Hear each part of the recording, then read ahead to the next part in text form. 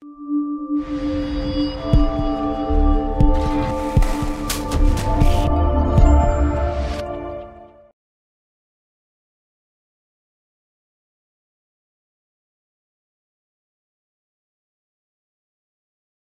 highest priority is to satisfy the customer. I think we've talked about that a little bit already. I talked about the fact that there are not many metrics around that topic. But are these principles infallible? What do we think? Should we question them? Yes. Yeah. So I personally, in this one here, I prefer not the customer, but our customers. And it's a subtle change, but it reflects the fact that there's often more than one customer that you're working with. And it's not just any one customer that's important. I would argue, for example, from my perspective, when I'm doing an agile transformation, working with a company to help them transform their agile ways of working, my customers are the people that are involved in the transformation, the people that happen to change, but also the end customer that are going to get the resulting product that the people I'm working with are producing. So I've got multiple customers.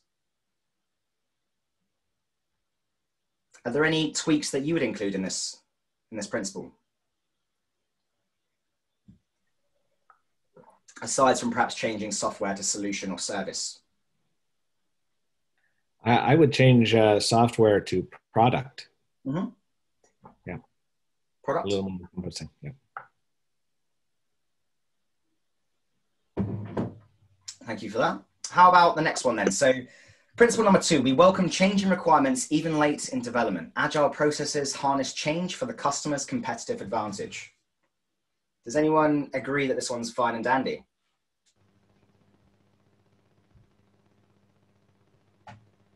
I think it opens agile teams to becoming victim to fast changing winds in business. Mm-hmm. I know there is a lot of benefit in being open to change because you don't want to produce something that is irrelevant by the time it's ready. But I have seen it in practice where teams are just pulled from pillar to post, and eventually you kind of lose sight of what the original vision was, mm-hmm. where that vision is still relevant and meaningful. Yeah, I completely agree. One of the things that I tend to think about here with regards to this principle is that how often have you genuinely worked with teams that say, oh, you want me to do this new requirement last minute? Great, I welcome it. Because I definitely haven't. Never.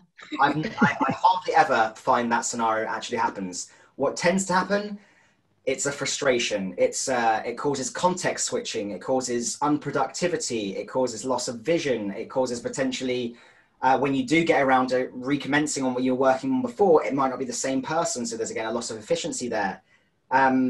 There is, for me, changing requirements are positive. They result in a better product for the customers and the ability to pivot and experiment and learn from what you're experimenting with. But I feel like maybe we could change this slightly to, again, protect the teams a little bit rather than leave them open to this ever-changing situation where we don't get things done. You end up in a situation where you're continuously starting but not finishing things. Any other thoughts here from anyone? I always teach that changing requirements, while can be good, every change has a cost. Yes. And it gets back to the economic value, and the cost is whether it's money, whether it's delayed releases, whether it's, whatever that cost is, has to be taken into account when we propose changing something. Yeah. I think building in flexibility for multiple options into what you're doing, just kind of with a sort of, if you choose to build in a way that the really fundamental stuff comes first, but you leave yourself space for things to change, and you build that into it, but in a more controlled fashion. I've kind of run out of where this train of thought was going, sorry.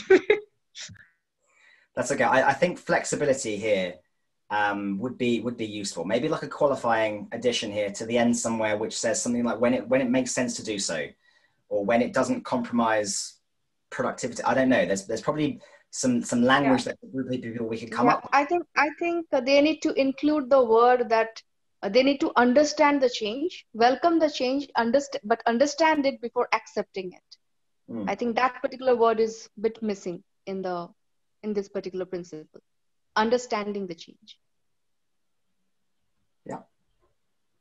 I always like the analogy of driving your car. You might have a goal, a destination you'd like to get to, but you're going to choose different streets and you're going to choose them dynamically as you go. You're still heading towards your goal, but you're making choices.